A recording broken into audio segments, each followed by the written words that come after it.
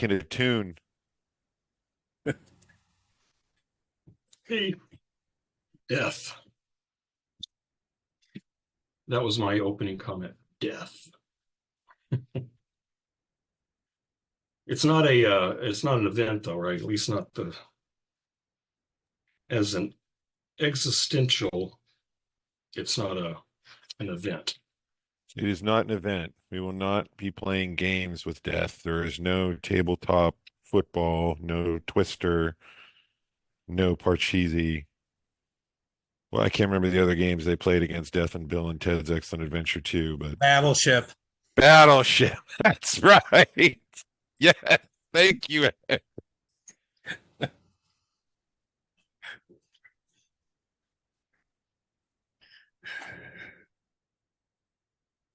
I have some simple questions. I don't have any.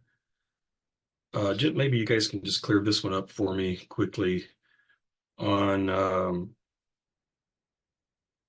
in the Stambaugh, it's page 239, and the Heidegger, it's like in the middle of Heidegger 248, beginning of a new paragraph. The existential analysis is methodologically prior to the questions of biology, psychology, so on. Taken ontically, the results of the analysis shows the particular formality and emptiness of any ontological characterization. However, this must not blind us to the rich and complex structure of the phenomena. Why does he say peculiar formality and emptiness? I mean, I don't know that this is a profound question. I just didn't actually know what he meant by that.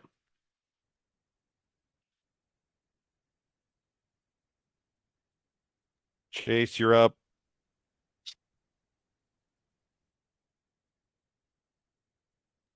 Can I you mean, it seems like all these you questions. repeat that? Like where the So like roughly in the middle of Heidegger 248, at least in the Stambaugh, it's the beginning of the second full paragraph.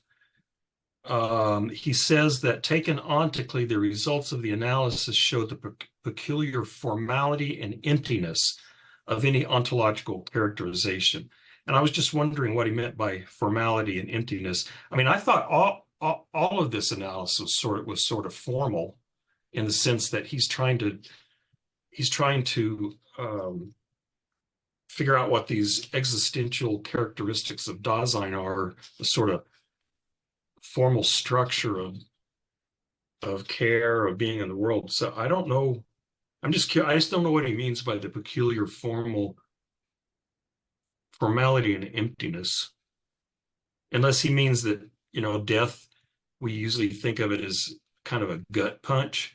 And maybe maybe what he's actually doing is doing exactly what, I mean, this is a guess, what's the guy I talked about last week? Matthew sent me that video of Cornell West.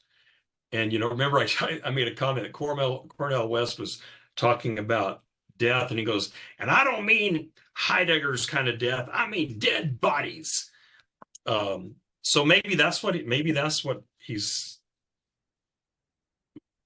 is what he's referring to, as this sort of formality and emptiness, as opposed to the gut punch of dead bodies on the floor. I don't know. yeah, so I think taken ontically, so ontically it has a peculiar formality and emptiness of any ontological characterization. So I'm thinking that means that any kind of empirical particular doesn't really fill out the whole phenomena, but instead, when seen from the perspective of just particular existence as in entities, particular existing entities, then it seems to be, it has that aspect of formality and emptiness because it's an ontological thing, not an ontic thing. I guess that's the only way I can really make sense of that. You mean because it's not experienced? It's not what? You mean because death is not experienced? Is that what you're saying? Yeah, and it's also, so it's a way of being that isn't an actual entity itself. So, which is another way of saying the same thing, that it's not an experienced object or being. Hmm. But that's true for all these existential things. Yeah, Like I think that's anxiety as a mood or whatever is not the feeling of anxiety. And so, I mean, I guess he would say it makes it possible, but it's not. So it seems like all these existential characteristics are kind of formal and empty, aren't they? Well, but would death be different from the others? Because if a person is anxious or experiencing what they consider to be anxiety, they can say, "Hey, have you ever experienced anxiety or this thing that I'm using the term anxiety for?" But usually people can't talk about their death experience. Hmm. I think that he thinks anxiety can be experienced, the kind of anxiety that he describes. It's just different from what we mean in a modern, psychiatry driven society or something. Yeah. Yeah. I took the anxiety as a disclosure of design infacticity. Like we have a mood that is associated with understanding design from an ontological perspective. And that mood or that state of mind isn't so much like fear, but dread. Like ju- like just because everyone dies doesn't mean that they realize what it means that they're going to die. You know, it's like just because someone who has experienced being around death, like a nurse or a soldier or somebody who has seen the atrocities or experienced the nearness of death, doesn't mean that they have the state of mind that reflects the disclosure. I think is that like the disclosure of what it means that you are going to die. So it's like the dread aspect confronts us with ourselves. And because of our thrownness, we have a mood, because that mood is a way of kind of, what's the word I'm looking for? Like the mood is a state of mind that reveals to us what we're turning away from. And if we're turning away from dread, we're turning away from confronting ourselves. And if we're turning away from confronting ourselves, there's this kind of like alienation in your existence in the world, because the Dasein is feeling itself in its thrownness from being detached from the day self. So I think he's saying that it's like a three-pronged system of an ontological meaning of death. There's like this existentiality component of understanding it, the facticity of it and its barrenness, and an understanding that it's not an experience that you have, but a ontological perspective of wholeness. In the fallenness aspect of, once we're confronted with that with dread, we want to withdraw into the they self. And then when we do that in a way, just like with the other analysis, it's like what it's turning away from at that moment suggests like what is totalistic of you. What's the word I'm looking for? Like not holistic, like a totality of what you're turning away from in that fallenness. But I think it's three-pronged. I think his ontological meaning is definitely three-pronged. But I thought that the attunement or mood was not was different from the feeling or the emotion. So I thought it like the attunement of anxiety or the mood of anxiety is kind of like an ontological stance or something like that, or it's a way of being, whereas the emotion is an ontic thing. I thought, like, I feel anxious. So I thought that there's a distinction between an attunement or a mood, which is a way of, I guess, kind of a way of being that makes it possible to encounter certain kinds of beings. Um, It might be. I mean, like I was and it's using not the more same thing state as of the mind. But it's not the same thing as an emotion, I don't think. Or I thought the feeling of anxiety was an ontic thing. That's something that the individual feels, but I thought like state of mind was kind of like when we realize that there's something about us that we can't change. Like that's the thrownness aspect. Like this aspect of death is forced upon us. Or am I misunderstanding his state of mind?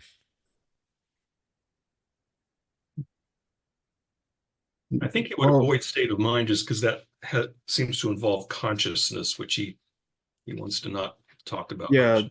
that's the terrible translation in the Macri Robinson for its attunement in Stambaugh, which is much better. But I think Joseph, I think you're definitely right about the so death is um it's an ontological aspect, but those ontological aspects they have phenomena associated with them. And I think that's how these things are disclosed to Dasein so that we can have this whole existential analysis. So in a way, it is kind of, uh, there's kind of like a basic empirical psychological experience of ontic objects, and that's what he's saying. No, that's not what it's about. That doesn't matter so much. But then if you kind of go deeper into experience, then you get into the phenomena, which is, the things showing themselves as they are. Um, and then that I think is where you can get through this kind of deepening of experience, then a kind of revelation of the ontological by trying to get the phenomena. So I think one way to think of that is Husserl, the way he has like an epoche, phenomenological reduction, all those things. It's a way of kind of extracting things from experience. Although, yeah, Heidegger's going to talk about it in a very different way from Husserl, but I think that's still helpful to see kind of like where he's coming from at least. But yeah, the phenomenon of death is what integrates the three components of care, the existentiality, that Dasein is ahead of itself and projecting itself, understands itself through its possibilities, facticity, that it's thrown into the world and it's just kind of thrown into this facticity of the basis of what it can use for its possibilities. And then, wait, what's the third one? I think fallenness. Oh, that's it. Yeah, yeah.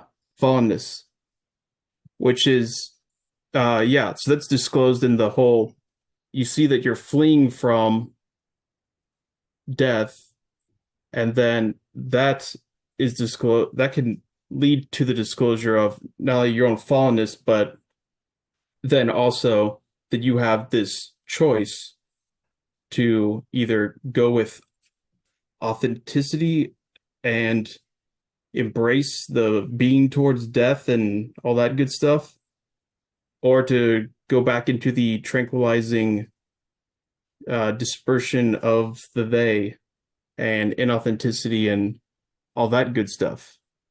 But yeah, I think death is what integrates those into a whole, which is it's Dasein's whole, as in a temporal wholeness, and that's going to be so it's what reveals Dasein to itself in its authentic being, its own most individuated form, and that happens to be also this phenomena of its wholeness that gives us the ability to, uh, I guess, understand as a primordial thing if we go back to the very beginning of this Division 2. So, yeah. But do y'all Would you say death is what gives the wholeness? That's not like the ontic death, right? That's not like you Right. die and now that's the wholeness. It's an ontological feature of Dasein throughout life. Is that not correct? Yeah, Correct. Right. I wanted to say like a totality. I didn't want to say a totalitarian totality or like yeah, a totality. Yeah, I think he says totality and wholeness kind of seem exchangeable. Because it's like he seems to suggest that it's like we're not looking at this as like an N, like an A to B, but what's the way? It's like you don't need to be at the end to realize it's going to end. Yeah, Almost like is what he's saying. Like you are being towards the end. yeah, and on that, it's like it seems like he's saying that at every moment that is like, this possibility that you could die, like as much at this moment as like no matter where you are on the spectrum of your life, it's equally like this possibility that is like grounding in a way all the other possibilities for what you could do with your limited time here. It seems like. But I'm also wondering what y'all think about. I mean, do you think that the sense is we have to like constantly be dwelling on death? Because it also seemed like from what we'd been talking about previously and what Heidegger had been saying about the they self and all that, that it seemed like there was a kind of consensus that he was saying, we can't completely rid ourselves of the they, that we're always like somewhat fallen or whatever, or at least largely are or whatever. Does Heidegger think that we can get to a place where we're just like completely authentically engaged with death, or is it more like we have our moments where we can reflect on it and that's the most we can do, I guess, if that question makes sense? I feel like tonally it sounds kind of the same with respect to the passage about authenticity and inauthenticity. But I think that his description of how the they interprets death and how it ends up concealing the certainty of death, again, reads as if he wants to say that that's a bad thing and that like you ought to have an authentic interpretation of death. But again, it really doesn't seem like he's trying to create an ethics here and tell people what to do. But yeah, but then I'm also wondering if he thinks it's possible to, like, let's say, like if it's possible to fully authentically interpret death, like at least temporally, to remain in that state. I mean, even now as we're talking about it, I'm not having like an existential crisis about death, like at this very moment, but it's like, I'm sure maybe everybody could relate to like there's a moment or something, where you have that real dread of death, but you can't perennially live in that. Or maybe you can, maybe he thinks we should live in that, or maybe he's not even talking about just an existential like freak out. But I'm curious what y'all think about that. Well, he kind of points toward that. I think that this is the very end of the reading for today. So it's the very end of section 52, at the bottom of Heidegger 259. He says, it's like in the middle of the paragraph, second paragraph, inauthenticity has possible authenticity as its basis, which sounds backward to me. I'm confused about that. But inauthenticity characterizes the kind of being in which Dasein diverts itself, and for the most part has always diverted itself. But it does not have to do this necessarily and constantly. Because Dasein exists, it determines itself as the kind of being it is, and it does so always in terms of the possibility which it itself is and understands. Anyway, then he says, can Dasein authentically understand its own most blah, blah, blah. And the very next section is called Existential Project of an Authentic Being Toward Death.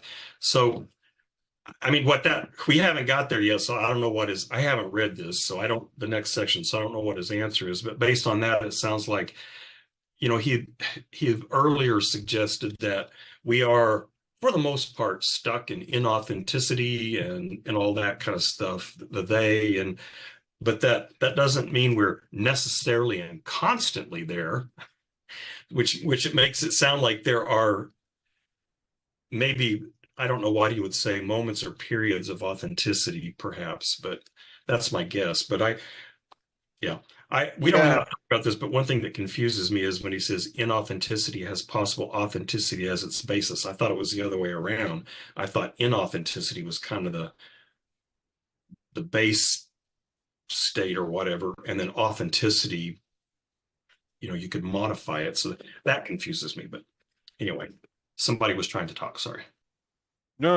I was agreeing. I was like, I think his aspect of being towards death is not like the actual experience of dying or this like morbid fascination or concentration, like a goth style of that one day I will die, but more of like an awareness of the possibility of ceasing to be, like a real awareness that I'm going to die, like an end. And when it comes to the potentiality, I thought he was tying that to understanding. Like he was explicitly saying that the mode or the facticity of design is not restricted to its potentiality. Like there's like a disclosedness that is tied to understanding because it can project all of these possibilities, but design itself isn't limited to them. There's always like an element of what is due to our future self that's like tied to our attunement, if I'm using the right translation, not state of mind.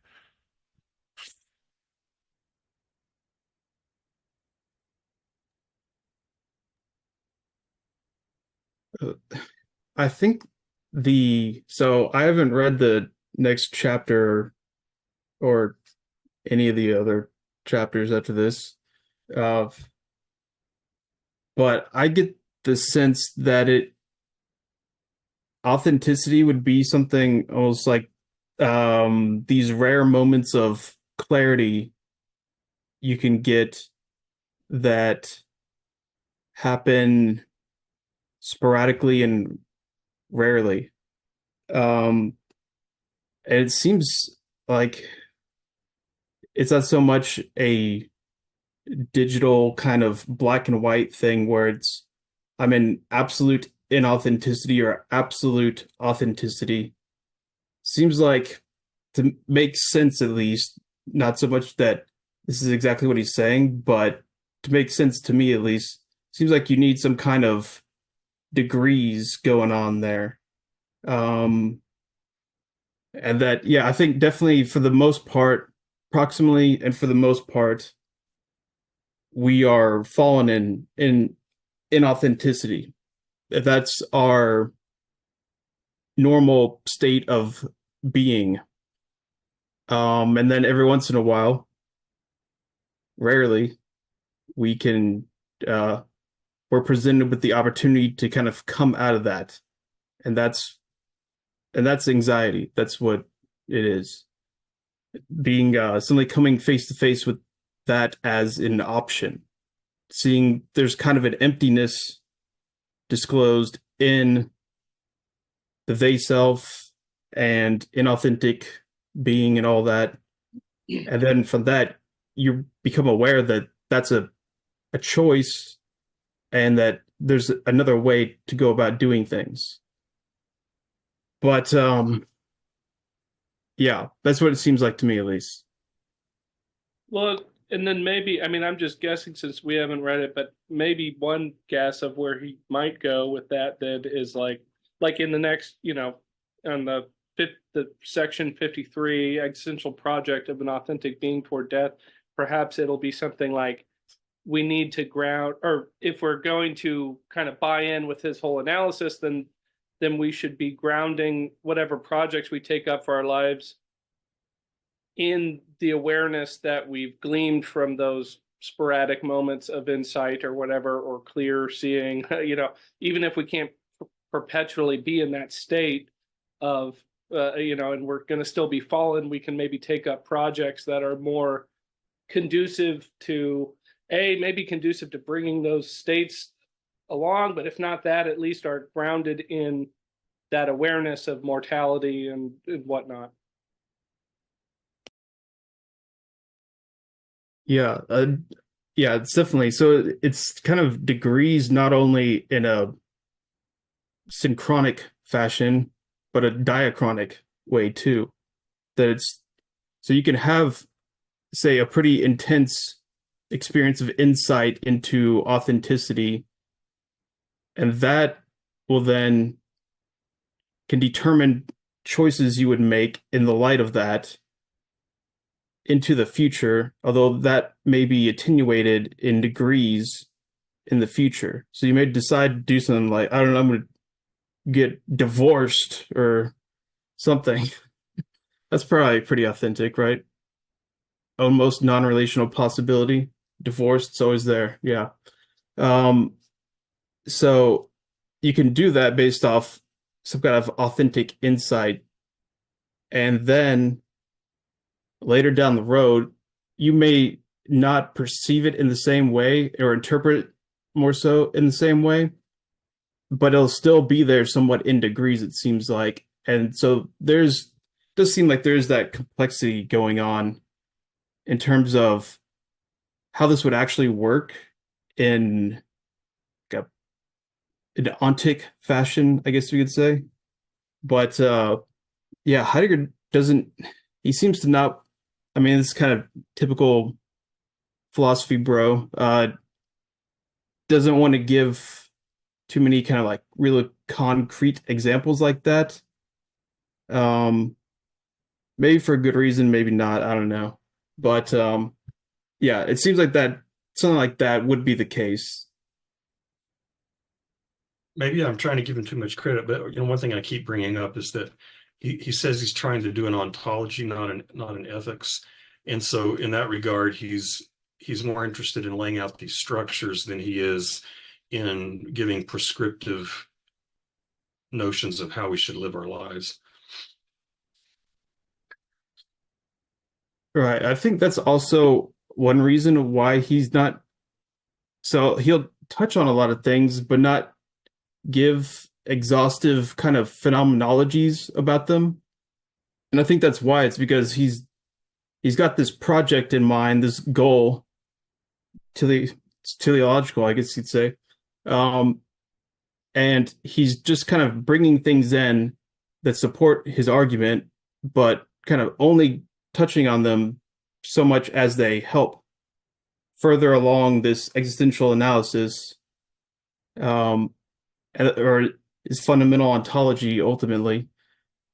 Never finishes it, but yeah, I think that's the case for quite a few things. Like the anxiety was one. He doesn't, or the uncanny. He kind of touches on it, gives you a little bit of description, doesn't really give many concrete examples, hardly. For truth, he gives at least the example that the painting, if I'm not looking at the painting and I say it's crooked on the wall, then I turn around and at least he's giving it something of an example. But I think that it shows that he's interested only in these things so much as they help kind of further along his own project.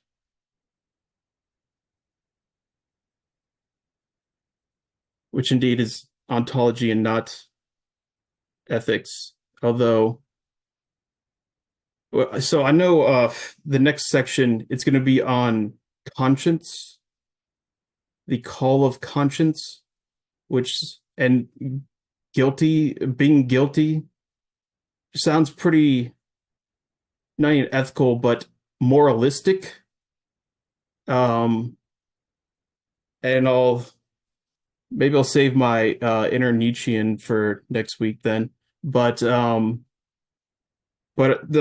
parts that I've like skimmed through, he's pretty adamant that it's not, once again, that it's not an ethical or moral thing, that he's giving it an ontology. And I know this question has like come about like so many times, and I can see his perspective for it, but yeah, maybe we can deal with that again next week maybe.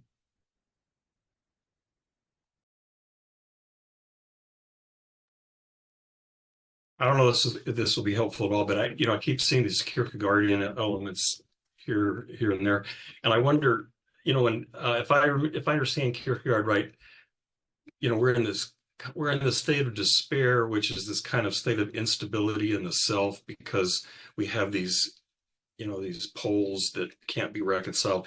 But the only thing that can bring stability then is resting in the power that established us. In other words, resting in God. But the impression I get from Kierkegaard is that that's not something, you just do that and like, okay, great, now I'm good. I'm resting in God. I have a stable self, and we're good for the rest of my life. But it's something you you continually have to repeat. You have to repeat this activity of resting in God because the self is sort of inherently unstable, and you just keep having to do this. And that's kind of reminds me of what Chase was saying about there's this sort of inauthenticity it's just always there, and you kind of have to continually return to or repeat these authentic, I don't know what, action doesn't seem the right word, but anyway, it's something that you constantly being thrown out of in a way, and you keep having to return. I don't actually know what that means practically, but then again, maybe he probably doesn't tell us either.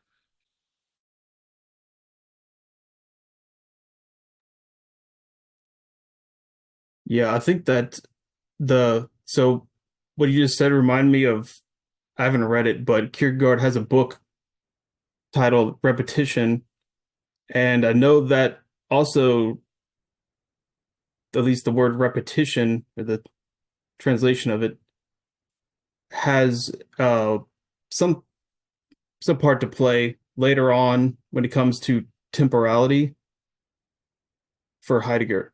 I don't know. I think he's drawing upon Kierkegaard's notion of repetition somewhat in that too, but already getting ahead of myself because I don't know what any of these notions actually are. I just know that they both use it, and it seems like Heidegger was influenced by Kierkegaard to use it. So we'll see. Well, the dread as an individuation is an interesting concept because it's like in the previous section of this text, it almost remind me of like the Hegelian tradition of negation. Like we learn through negation certain aspects of the authentic self only by learning about the inauthentic self. So it's like it seems like he's bridging into turning this composite, or dare I say dialectical relation of inauthenticity and authenticity to a focus of authenticity. So like and it's like there's like this aspect of the future self, this aspect of I'm not doing this thing as of yet. I'm not there yet. He seems to say is like it's perpetually always part of us now as who we are when we understand it from death as an ontological perspective. Like each of us has, like you mentioned, divorce, and maybe something happens where the fundamentally changes who we are. Like we experience a tragedy, or maybe we have a shift in our ontology like each of us has like a future self that is at this moment remain hidden, but it's like still open to investigation. So it's like there's this component of not yet when we see it in a mode or a procedure of what he would consider like an existential perspective, that this kind of dilemma is solved, since we're always in a way dying to the they self when we are confronted with the authenticity of our dread. We're like, we are perpetually in a state of dying. We don't see it. And then when we understand it as a totality or as a limit, like this proper understanding he's trying to lay out with the ontological inquiry, that gives us the proper perspective of death, not death as in the dying of others or being around the event, or even the experience. Like, even if we experience death, if we experience death itself or had some theoretical scientific understanding of what exactly it means to die, it still wouldn't take away from the meaning of Dasein for us, as we understand that there's going to be an end of some form, like our being towards an end. This is recorded, right? I can go back and listen to myself. I'm not writing this down. I wanted to hear this again because I'm like, these ideas are interesting.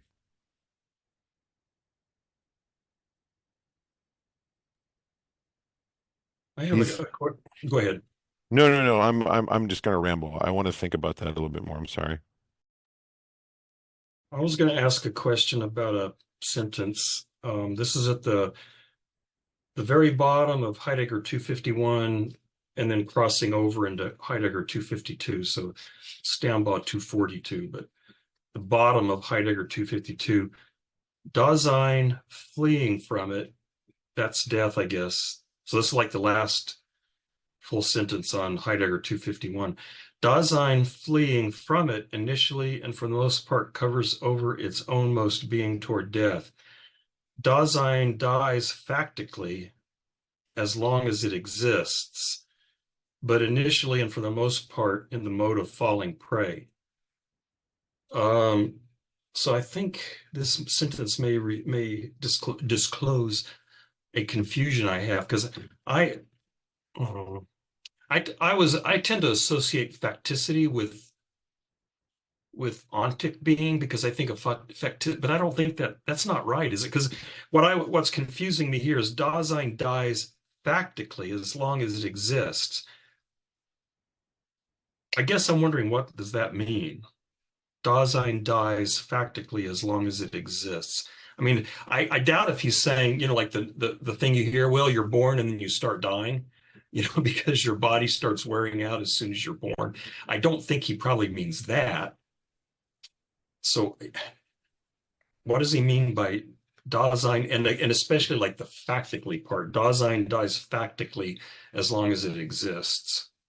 Case, I want to know that too.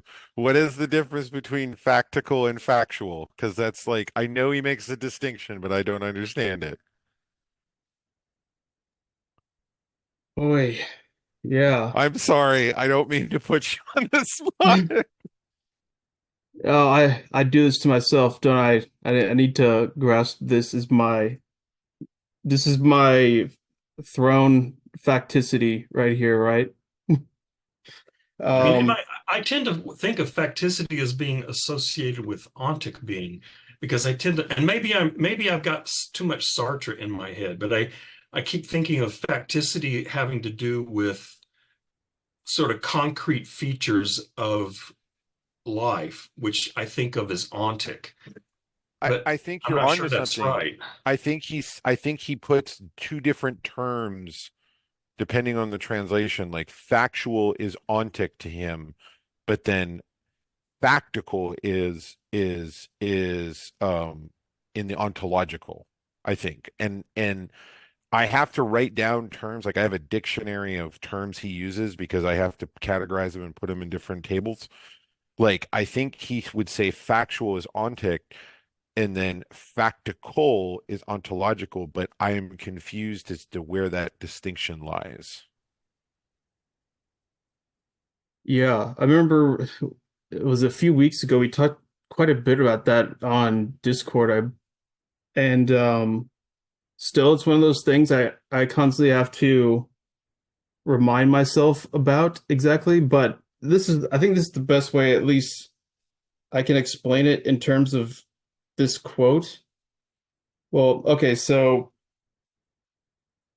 in the old translation, it's factically Dasein is dying as long as it exists. So I think what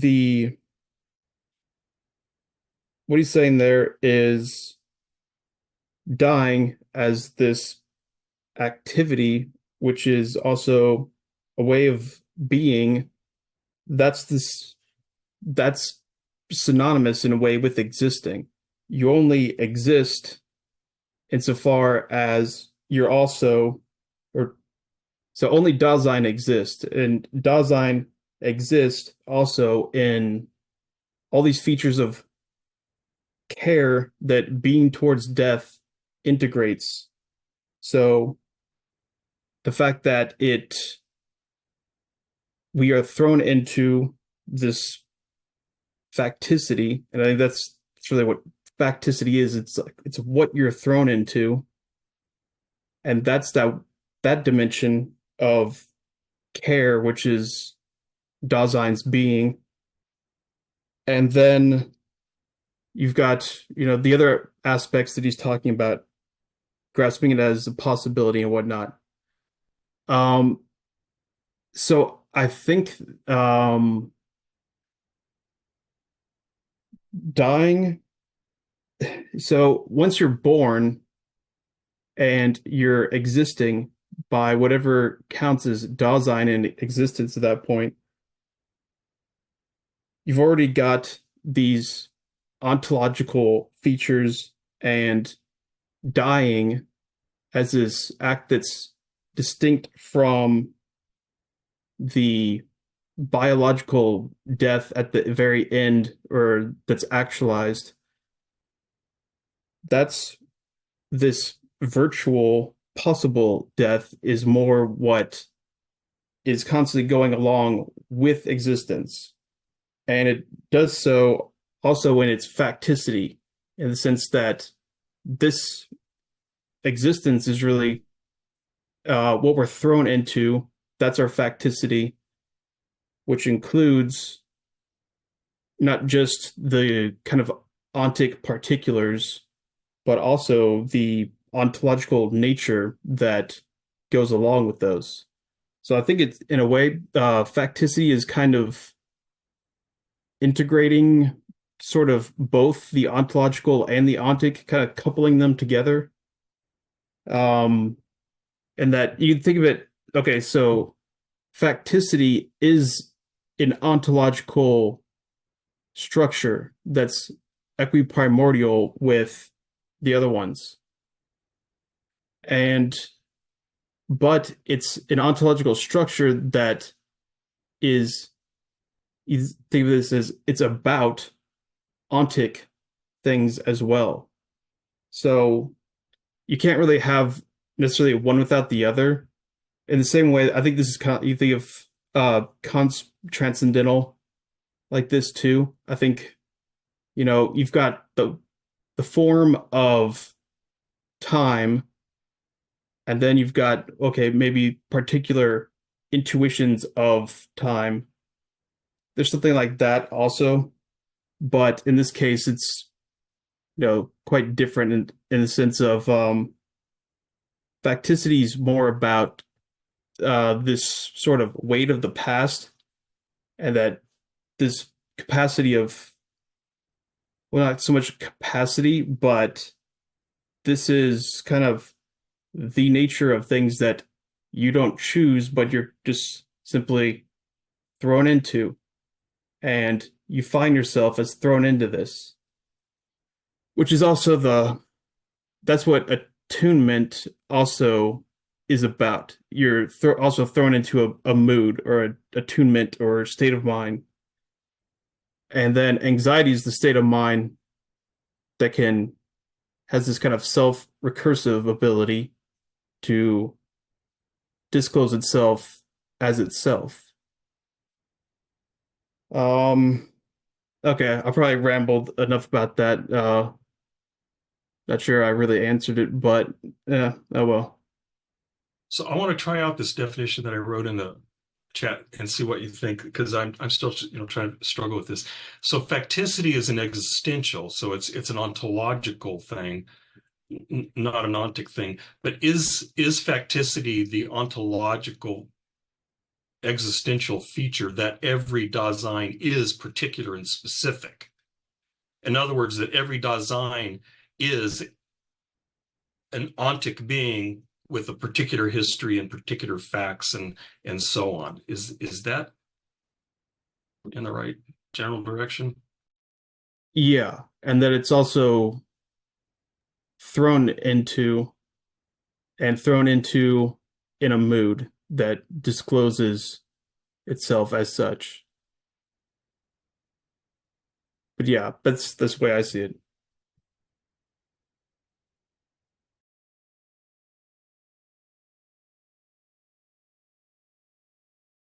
Yeah, I was wondering if it's like if it's like a status or a state of how we investigate something. Like facticity, like there are moments where we feel in the dread of confronting our authentic oneself with the they self, where it just hits us more than anything. Like this perspective, that's the ontological, that is the facticity.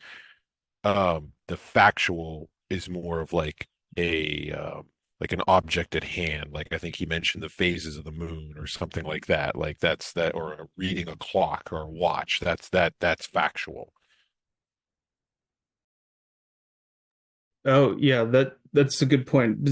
I remember I think he says that so only Dasein has facticity, but then objects that are not Dasein, that are present at hand or ready to hand. I think it's maybe I'm wrong about this, but I know it may be that things that are present at hand, those have factuality and categories, but that's not something that Dasein has. So I think maybe that's the distinction there, at least between facticity and factual.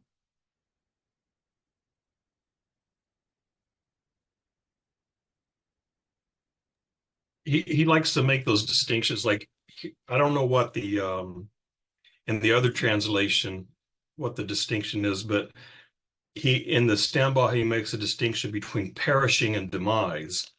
And so not things that are not so Dasein never perishes, which sounds sort of silly because you're like, well, of course it does. But then he's like, well, no, because perishing, the word perishing, I want to reserve for these things that are not Dasein. When I'm talking about Dasein, Dasein has a demise rather than perishing because Dasein has specific features that such that the death of Dasein is different from the death of other living things. So he's got these, these like parallel vocabularies between Dasein and oh my God. Nice, Whoa! nice. Yes, It's not doing it again. Woo! What a great thing for a I'm glad. Yeah, perfect timing. Yeah, but once is enough. That was a little overpowering. that was intense. That was the ghost of Heidegger blessing my giving the nihil or the is it the anyway giving a blessing to my comment. Agreed. Blessed be in the name of the goddess and the horn god. Under his eye. Yeah, it's demise and perishing in the other translation as well. And I think that is the same thing. Factuality is about the ontic categories of the present at hand or something like that, non-Dasein beings, entities. And then those are also, I believe, what perish, or I guess perishing things that has to do with animals or life that are not Dasein, I think. No joke. I keep a table of terms that are similar in a separate notepad just so that I can remember, and I constantly go and reference it. And I even put it in a database so I could just reference the record on it so I can look it up on a localized little database because there's so many. I get lost. Maybe I'm misunderstanding. I mean, I'm just thinking out loud, but like, okay, so let's say DOS signs have facticity and all this.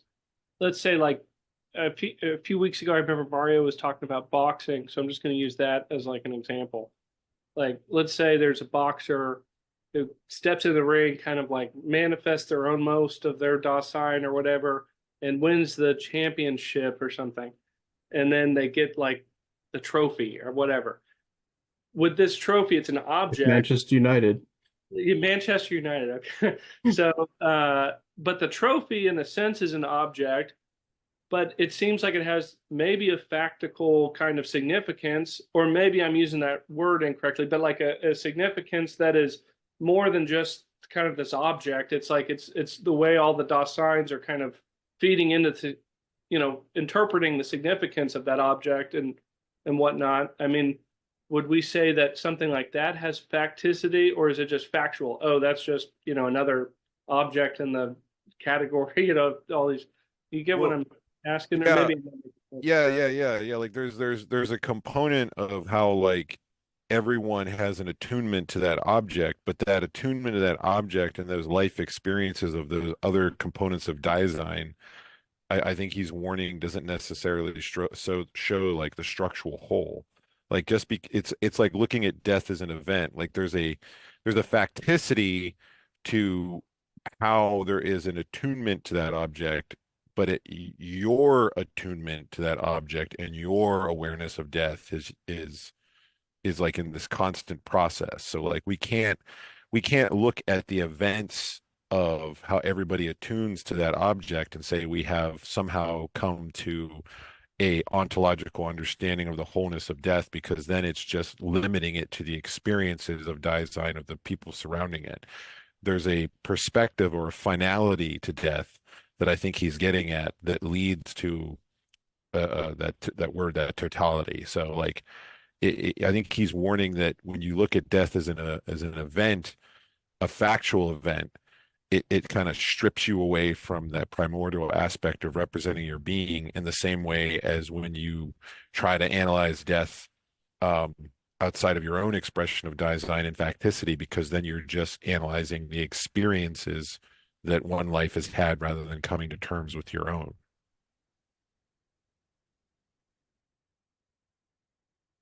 Yeah, I think the facticity would be Dazein's kind of thrownness into the situation where something like a trophy can matter for it. It can be kind of taken into its network of care or concern.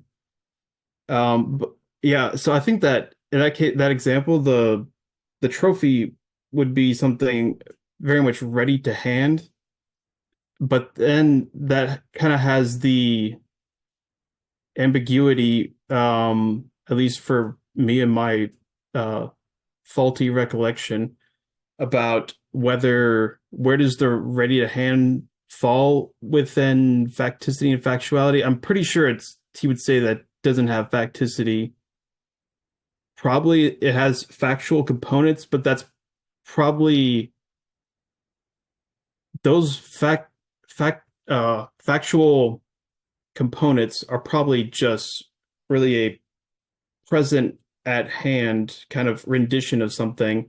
So you know that you could take the trophy, and really what is effective about it is the way that it has these relationships of significance with other aspects of the world that have to do with Dasein's projects and whatnot. That whole equipmental ready to hand thing. But you could also have some person be like, okay, I need to measure it and then I'll determine it. That would maybe be a component of that it has also this capacity to be a factual president hand object as well. Although that isn't obviously what makes it significant in the way that it's ready to hand.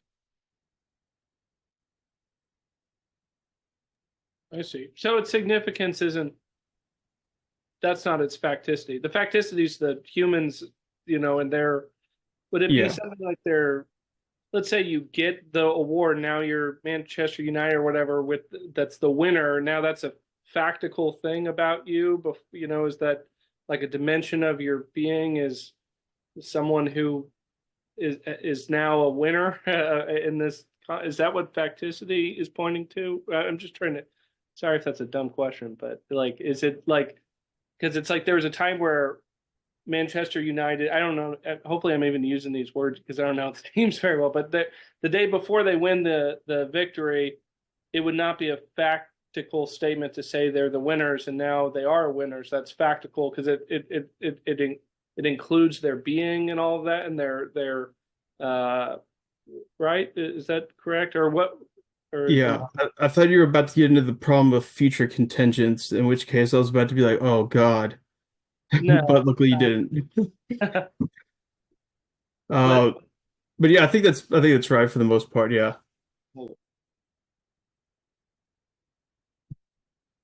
Yeah, it's kind of difficult to say with something, if you take I think the danger would be taking a kind of assertion about Dasein's facticity and then kind of if you were to isolate it as something present at hand, Heidegger would just object to that. So but I'm not sure exactly how else to explain it that wouldn't do that. So I'm not sure. I'm not sure this is correct, but so the way I'm thinking about it now is that facticity as an ontological thing is just that every Dasein is thrown into a particular set of circumstances and so on. And then like in my case, I was born in a particular time and place and with particular parents and all of that. And those I'm wondering if those are just facts, but the facticity is the I don't want to even use the word influence, but the way facticity is the way that those facts actually condition my being in the world or condition the way I am in the world. In other Yeah. words, there's things about the way I can be, the possibilities of like I cannot be the kind of person who lived in the Middle Ages because I wasn't born then. And so, a person that is born in that era, there's going to be modes of being that I just don't have access to because as a matter of fact, I wasn't born then. So there are facts about about my life that are facts, but factically they condition my being in the world. Does that sound right? Yeah, that's definitely sounds right. I think just another way to say the same thing is to point out the connection with temporality and that it's the component of Dasein that's unique to Dasein about how it carries along the past with it, but not as something like some dead past that it went through, but it's really almost like an active conditioning of the past into the future, more so. And that's different from the way that a rock is, where a rock, it's more or less negligible that it takes on, its past facticity. It's more or less just a present object, present at hand, just sitting there. And where for Dasein, it's got this temporal component where the past really conditions its possibilities, which is its existence, which isn't just so it's not just contained in a present that is, yeah, the just simply the way that we think of, say, inanimate objects is stuck in a present and reducible to their spatial uh, facts. That's exactly what Dasein is not. And yeah, Yeah, I mean, and that's why I guess I was going to like the sports metaphor. It helps me get my mind around it because it's like to be a high quality athlete, there's all this past. Like I, as like a dorky guy, don't I'm not in the running to be on Manchester United or whatever. It's not part of my facticity at this point in my life. Like, but and it seems like, but then anyway, it seems like with this notion of facticity, I can see the connection to death, where it's like that's the ultimate for every Dasein, no matter if you're, a champion or a peasant or whatever you are, there's this ultimate possibility in every story that it's going to end at some point, like of every human life and every human life or Dasein being this kind of matrix of like meanings and ontologies that we're kind of embedded in. Each of those individually are going to be extinguished at any moment, such that it's like this structural thing in us, I guess, is kind of seems like what he's getting at, that it's like maybe even it's almost like a logical necessity or something. Not maybe that's not the right word, but it's like a structural necessity that we all die as a part of this whole, plethora of potentialities that our ontic expressions can take on. Is that, am I getting anywhere with that? Or maybe it wasn't coherent. no, I think that works. Yeah, it's kind of the horizon that determines the meaning of Dasein's existence, its limit of possibilities. So that's ultimately what death is. It's the possibility of the impossibility of existing. Because when you're dead, and you don't exist. So one thing I was thinking, to maybe push back on Heidegger, at least for this one point. So it could come at any moment. Well, it can't, maybe this actual demise or whatnot, it can't come at the moment that I say I'm uttering, like I'm aware that it can come at any moment, because then I wouldn't be having that moment. So there's something in kind of always deferred from any kind of a experiential moment I could have where I know I'm not dead if I'm having a moment.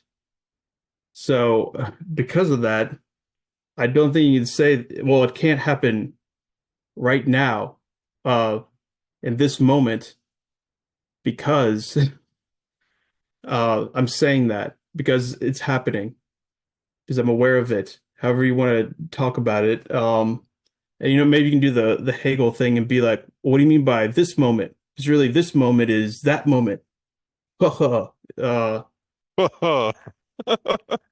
yeah. I mean, maybe, I don't know, but you can't experience your own death. And I think this Heidegger's getting at this. So that seems to at least preclude the possibility that it could happen at absolutely any moment. But So how can I'm he not say dead right that? now. No, I know, but how can he possibly say that persons don't experience their own death?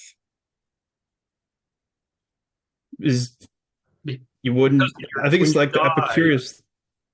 sorry, Go I ahead. was going to use the Wittgenstein thing. You know, he says life is endless. It has no meaning, literally, it has no ends because you don't experience your coming into being. You know, you don't experience the coming in. You're there. And then you don't experience the end of your life. You're gone. And so But you there's can a only difference between experience you can only experience what you're living through, and you don't live through your own death. Your life just ceases. It just stops. And to literally experience your death, you would have to have some transitional period between I was live here and then I was dead here, and somehow I lived through the living into the dying. But you don't experience the dying. You're just living and then it stops.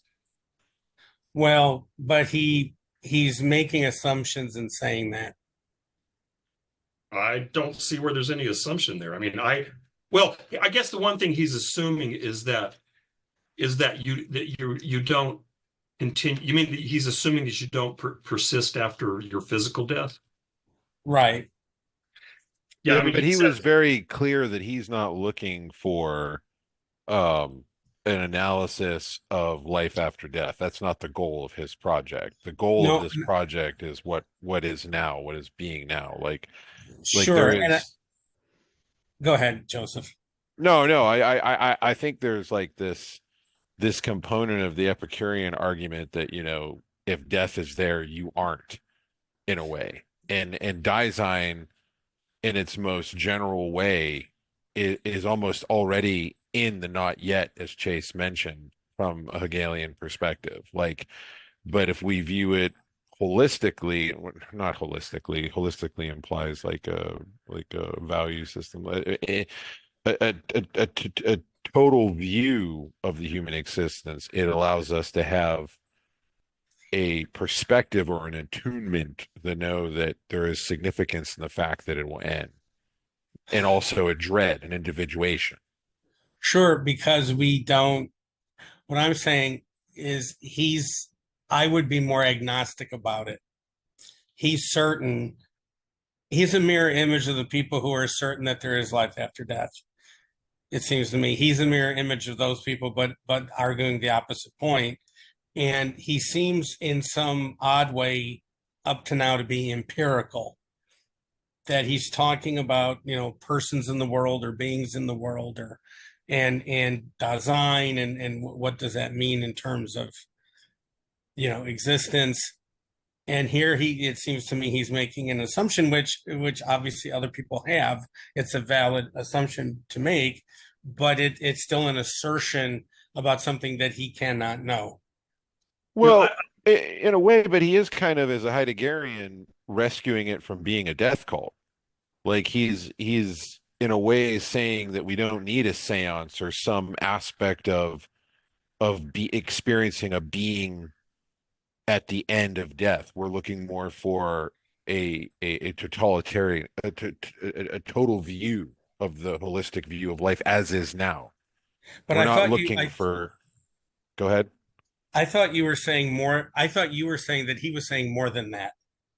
No, I Not think that he's just limiting that. it. I think he's saying that it may be, but this isn't the goal of his project. The goal of his project is to just say, we are not looking for a being at an end. We are looking for a being towards an end. All so I brought up was what you all were saying was his assertion about we can't experience, persons do not experience death. but that's true because so I think Joseph's right.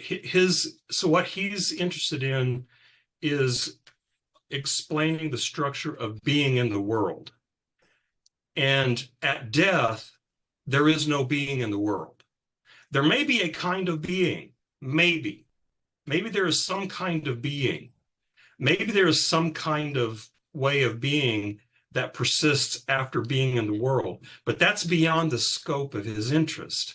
So I think he could say maybe there is some mode of non-being in the world being, but in terms of fleshing out the structure of being in the world, that structure stops at death. Whether Okay, something so else persists is beyond the scope of his interests. am I understanding you to say about Heidegger's idea here, Nevitt, that in effect, and I'm not trying to be crude, but I'm trying to be very explicit with language. So for Heidegger, when someone dies, from Heidegger's and the rest of our point of view, if we were in the room, we're not talking about a human being anymore. We're talking about a corpse. So even if the the corpse on the other side is experiencing something that is completely foreign and impossible for us to know in this world, in this being, in our being. And so for our purposes of working through the world, it's really immaterial whatever happens after death. Dasein, We don't experience that in a kind of social communitarian way. So he's concerned with Dasein, and Dasein is being in the world. And so if you say, what kind of being is there after death? Well, that's not Dasein. I mean, whatever it is, maybe there is something, but it's not Dasein, because Dasein is specifically being in the world. I don't know, Eric, you've been trying to get in. And death is the end of that being in the world, so that you don't actually experience the end of it. You can only ever experience the coming towards the end, but the end is the non-experience, right? Yes. And I want to say, Yes. I mean, I'm not Heideggerian, so I mean, I can't speak, like, I can't really say how I think Heidegger said with confidence how Heidegger would respond, but I feel like Heidegger might say that if you're imagining that, the body ceases function and that there's something else that is yet experiencing beyond the body's end of functioning, if you can imagine, an out-of-body experience where you leave and you go, oh, that machine stopped beeping, that I guess that's a sign that it's, I'm in some kind of limbo or whatever. If you can imagine experiencing life after death, I imagine Heidegger might say, well, that's just another kind of being in the world. You're not really dead. That's not the death he's talking about if you're still experiencing something.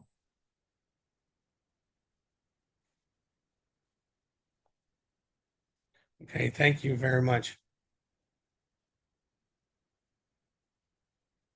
Yeah, I mean, I think there is, and I was thinking the same things along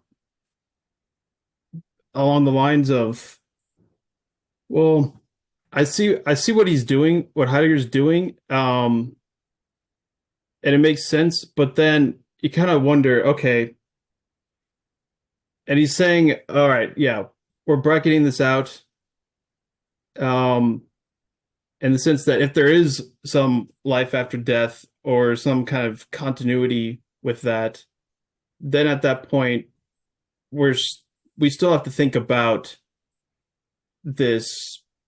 The death that he's talking about still does have an end that would be at a certain point that we kind of typically see as, well, what he calls the demise, so there is still this end point, and then still there would be, if something else continued after that, it would just be a case of something different, and that he's not putting, so he's not saying that there absolutely is nothing of the case or not of the case for that.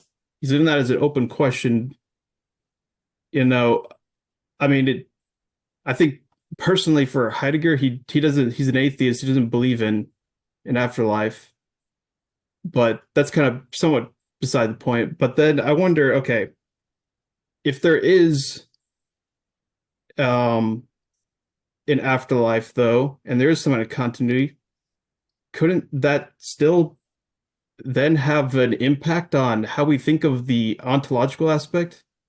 He's saying, we're just trying to determine the ontological aspect of the end of Dasein and its its wholeness and temporality and whatnot. But then if it seems like if there's life after death, that throws a monkey wrench in your temporal system there. So I could see the counter argument, at least in the point, at least on that point. Although I think what he's thinking of in terms of, is there that we can't have this experience of death is that kind of Epicurus thing where death is, I'm not. So don't worry about it. I think he's definitely I holding think on to that. you'd And worry about it. yeah, The dread is what we're worrying about it. But yeah, it's like not you're not being towards an end. You're not being at an end. You're being towards an end. Like what perspective does seeing death as a totality and its temporality offer us when we experience Dasein? Like how does having this proper ontological inquiry when you're healthy and everything you have supposedly many years before you offer you as you experience this understanding that it has an end. Even experiencing death, even if we were able to, it doesn't take away from the component of Dasein as being towards an end. Like when you know at some point it will end. It has a temporality.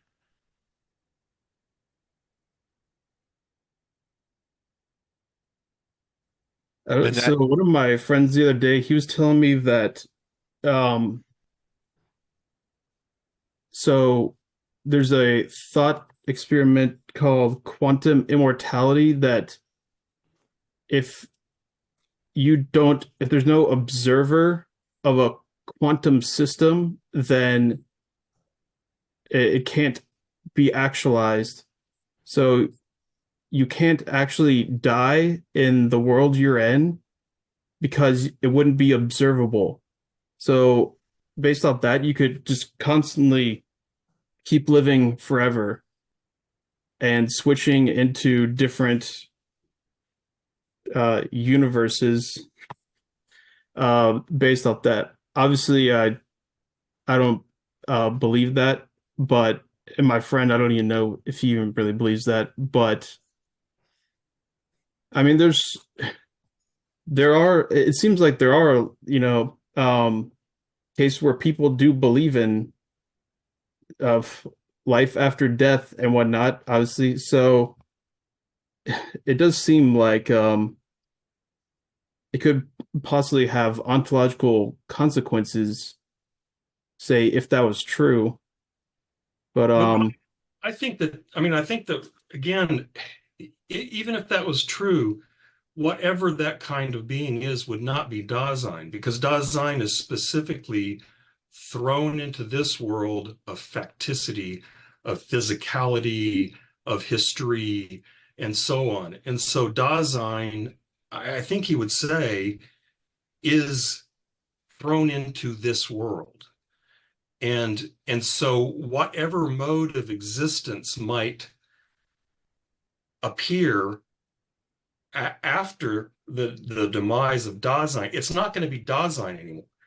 There may be something, but it's not going to be Dasein. Even if it is temporal, it's not going to have the factical characteristic that he's specifically giving to Dasein. That's my guess. Well, and I would think even if it did, I mean, I get like, I mean, one could maybe conceptualize like an afterlife where, like, in a kind of a Buddhist cosmos where where you're born, it's not like a permanent afterlife, and it's like it's also a temporal thing, and it's fleeting, and it'll end. Maybe that would be something either either a Dasein or Dasein like enough to have it be coherent to apply a map to it from what we're talking about. But or maybe not. Either way, it seems like I think Heidegger would just say that's not worth worrying about. That we're still caught in this world, whatever is beyond. And so for the intents of his analysis, it's death is this sort of ending, to at least this iteration of my life. Like there will come a time where Matthew Squires dies and never comes back. And what does that mean for the significance of my life? It here in this world, So I wonder what. So let's say there is some kind of afterlife or some kind of continuity. Would there have to be? What is the ontological condition of that? There had to be something kind of already underlying Dasein itself, even if it's not Dasein, some kind of impersonal life force, elan vital, maybe. That is what conditions maybe not only Dasein as this kind of like personalistic temporality that comes out of that and then goes away, but then this impersonal force that is also has some kind of continuity, even if we don't even think of it as experiential, isn't that would be what actually dies. So this is actually this is Levinas and Blanchot. This is kind of what they argue against Heidegger somewhat to a certain degree. I would think you, Nevin, and Eric know more, potentially Joseph. But Oh no, I don't. Well, you know something about ancient Greek. I was just going to say is, doesn't Socrates deal with this issue? Yeah. Or so what was his Plato, his argument? Well, yeah, Plato, but I mean Socrates said this, Socrates said that. He was great. Right. Yeah. So we all agree as Heideggerians, Plato was a dick, so I don't know. But no, but I mean, Plato was saying Socrates said these following things. So that's why I'm just following his lead, if you'll permit me. But I mean, allegedly Socrates had worked through this issue and what was quote unquote his solution. Well, I do think it's almost masterful by Heidegger that he is not lending credence to either the atheistic or theistic perspective of death. But what he is doing is he is separating his analysis from theirs. And he is not saying that if his analysis helps or adds credence to theirs, he seems to be saying go for it, but he is saying that the methodology of a theological or biological understanding cannot discredit his account. And it is very, again, I use the term masterful, that he is making this distinction and separating his procedure from it. Well, what I was trying to get at is, begging your pardon for saying it this way, because you all are understanding Heidegger much more than I am, but it's something I think Eric said, and that was, well, he didn't say this, let me say it. Let's pretend for a moment there is life after death. We don't see that on this side of the great door, right? All we see is corpse.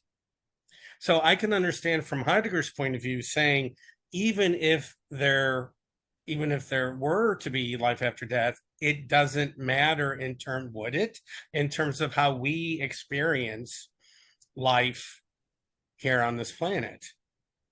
For us, when someone dies, they're very dead. I mean, we don't, except maybe in Chicago, we don't give them voting rights, can't own property. There's all sorts of things, right, that you just don't have. You no longer have any rights when you're dead, because that's how fundamentally different. And we just say the person was, right? Everything is in the past tense. And so I could see Heidegger saying, it's immaterial if there's life after death in terms of how we have to deal with the world as we see it, as we find it. We may as well assume there's not, because it has the same implication, because we can't experience it ourselves by definition. Yeah, I mean, go ahead. Or if there is something like life after death, we can't even begin to describe such a thing, because from our vantage point, from the Right. vantage point of finitude, right? Right. Our way of understanding our world is always from the vantage point of finitude, which is to say, like, you start with a point, you move to another point, and then you can draw a line, you move to a third point, oh, you can get a plane. In order, we have to work with finitude in order to construct a world around us as in. So from, if there were life after death, that would be a reversal. Instead of finitude being at the foundation, it'd be infinity at the foundation. We'd have to think about an ontology with infinity at the base rather than finitude at the base. It's a whole nother problem, like way of even thinking or experiencing. If that, I mean, you'd have to throw the whole thing out and write a new rule book. Yeah, and it's really interesting how, like, you could make the argument of finite constructivism in that regards. Like, there is no component of us that can grasp infinitude. The infinite is a misunderstanding of the term language presents as infinitely many. And even in our fiction where we deal with death, like I just saw the new Beetlejuice trailer, which is amazing, by the way. Really excited for Michael Keaton. Is that there's a component in that fiction that is based on from the perspective of temporality. It's fascinating. Right. All of the fictional representations of the otherworldly infinite are really actually just wrapped up and bound in the infinite because this is the only way we can think. You know what I mean? Like, think of all the movies where somebody goes up to God and they have a conversation, or have a conversation with Peter at the pearly gates. This conversation has to transpire over time. You know what I mean? Like, we can't really wrap our heads around what it would mean even to exist in the infinite as such. Like, that's just a whole nother, you know what I mean? So when we think about life after death, we're really only still limited to the finitude that we're working with here. Yeah, I think a lot of that, I think Heidegger's right. A lot of that is really just kind of projection. We're using the way we understand our world now and projecting beyond it as a way of kind of escaping the anxiety of the end.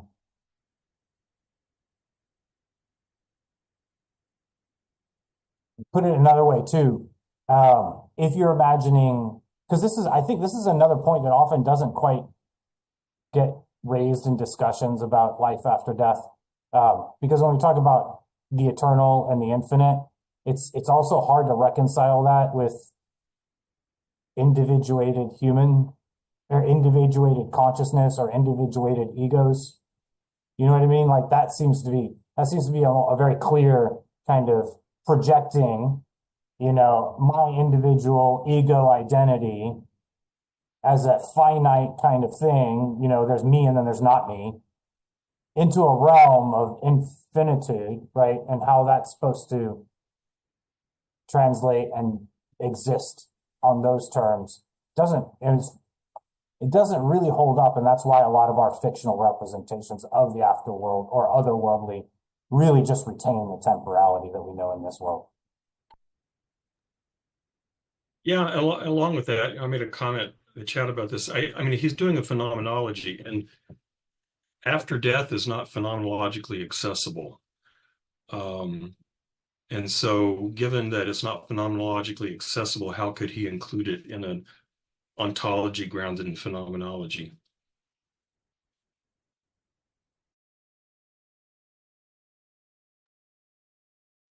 You could do the whole, what's his name, Swedenborg?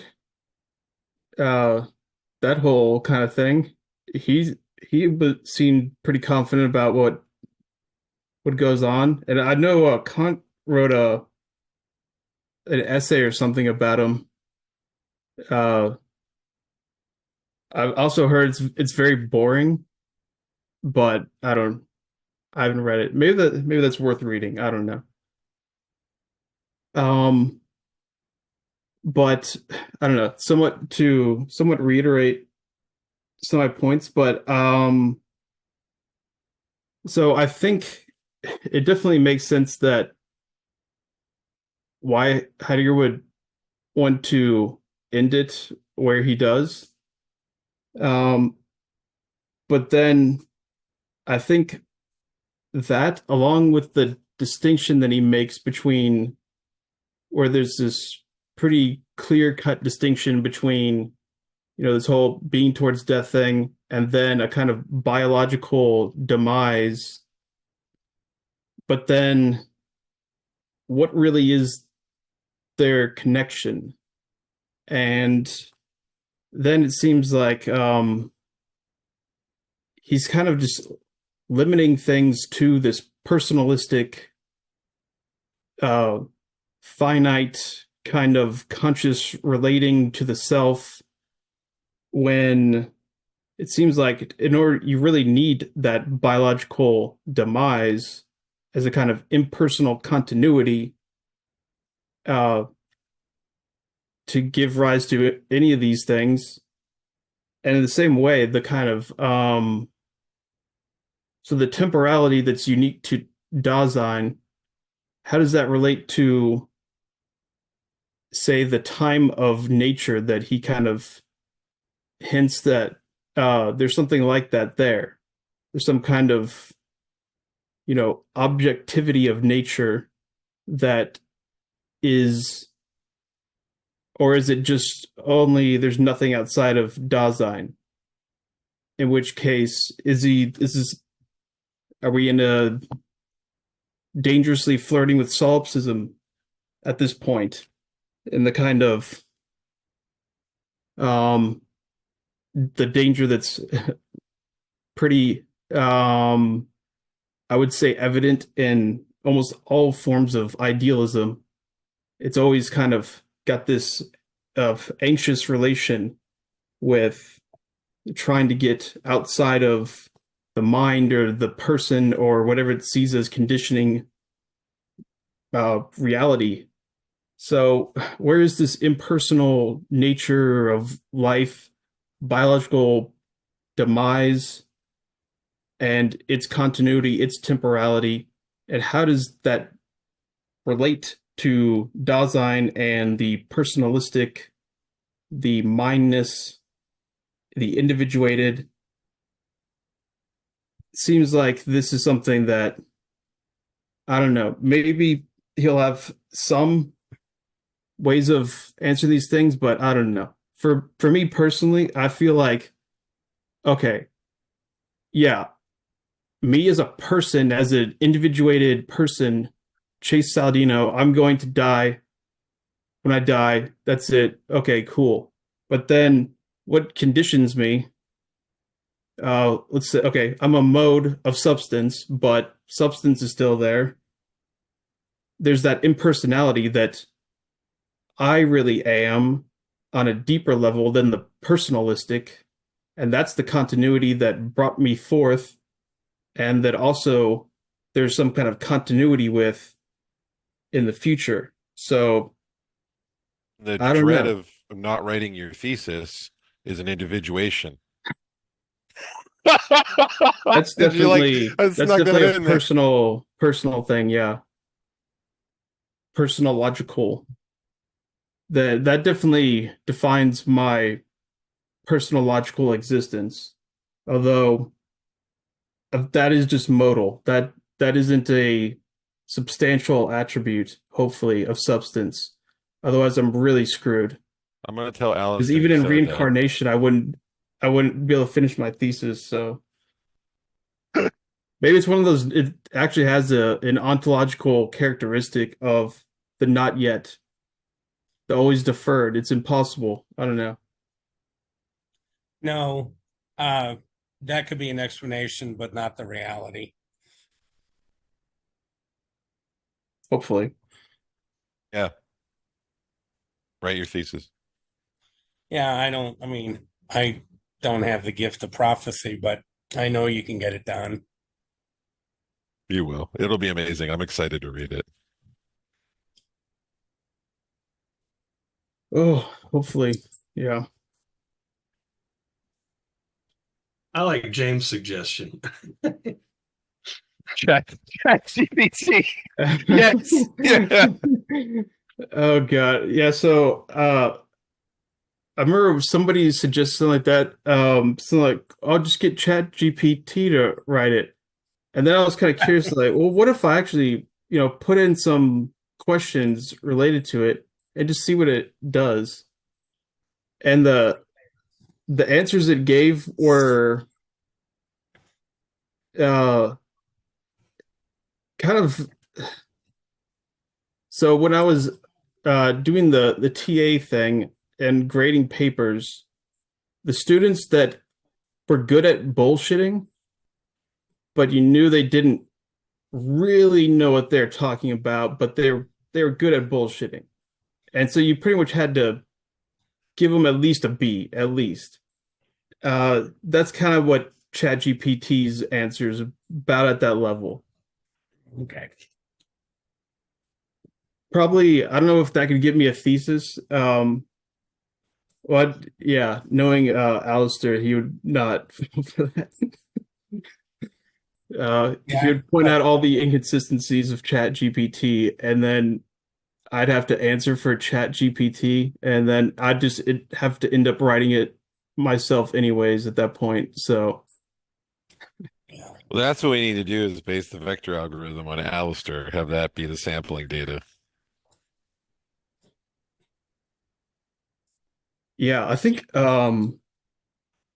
so for questions where there's a large database of answers already, I think ChatGPT does relatively well for that.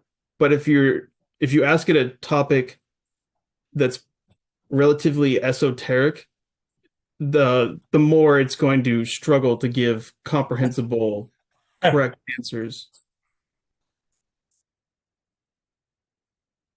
Let's just be clear, it's not a database. It's Oh, yeah, I don't know. We're still working on that Yeah. component. Wait, so but well, doesn't it use the data of It does and it doesn't. There's no real true solution to a vector-based database right now. So it does a form of vector-based searching, but it is limited in the fact that you need an enormous amount of computing power and memory because it has to store an object. So it's more like relational objects or a no relational, no SQL database at this point. They're still developing a vector-based relational database for ChatGPT. So never mind. Sorry, I'll shut up. I guess it is a database, but it's no SQL. I'll take your word for it. Let me be clear. It's not an RDBMS. So yay. Just keep on throwing out other letters and you'll convince Relational us. database management It's not a system. 5354. It's not a true relational database. It's not even a management system. 25B53. How many do you have those in your head, Joseph? I lose track, man. I lose track. We love algorithms in tech. It's our favorite thing. They love TLAs, three-letter acronyms. Yes, yes. Okay. Tech is its own hell. I'm sorry. Well, we've all lost our minds with texting. Right? For- It takes away, the technique takes away from the primordial because if we allow it to substitute the actual expression of design, then it becomes the problem. Things are standing in for other things. There's a question we have to ask regarding technology. And that question is? I don't know, man. I only read the essay once. I barely understood it. That reminds me of the Hitchhiker's Guide to the Galaxy. What is the meaning of the universe? And the answer 42. 42, yes. Deep thought, Ed. Deep thought. My friend. After like 2,000 years of mulling the question. Have an answer, but you're not going to like it. Yeah, right. Oh, I know I've found my tribe when we can have these parallel conversations. It makes me very happy.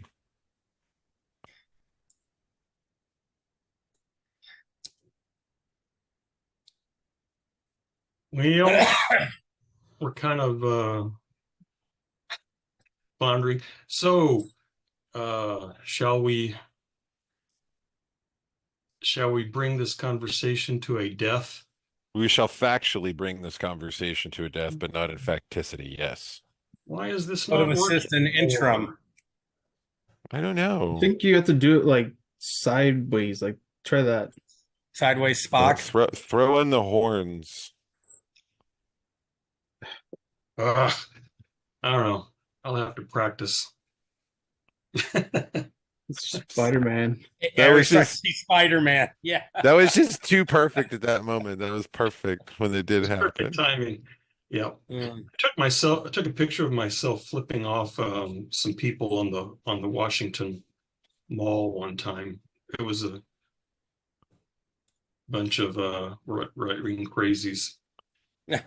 But Yeah, they're all over bridges here. I don't understand. I drive somewhere and they're like honk for Trump or something, and I'm like, oh God. Oh God. you know, the probabilities are good that he's going to win the election. So Yeah, let's suck. let's use that dread as an individuation. Jesus Christ.